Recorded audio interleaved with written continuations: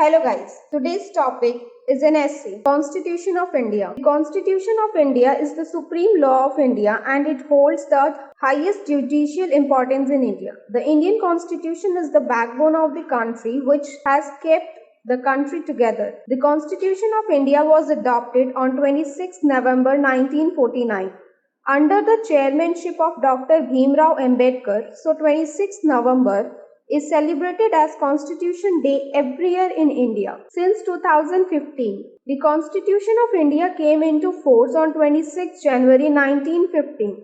It took around 2 years, 11 months and 18 days to be completed. It is the longest written constitution in the world. Constitution assures justice, equality and liberty to every citizen of India.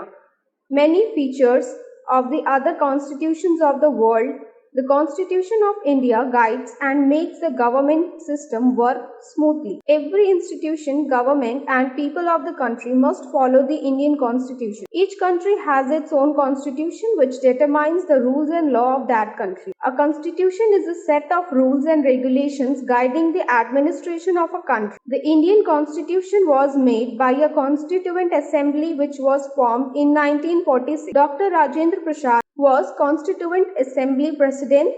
A drafting committee was formed to design the Constitution. Dr. B.R. Ambedkar was chairman of committee. The Constitution of India contains a preamble, 448 articles, 25 groups, 12 schedule and 5 appendices, which describes the framework for political principles, procedures and responsibilities of the government, institutions of India and gives detailed account of the fundamental rights and duties of the citizen of our country. Thanks for watching.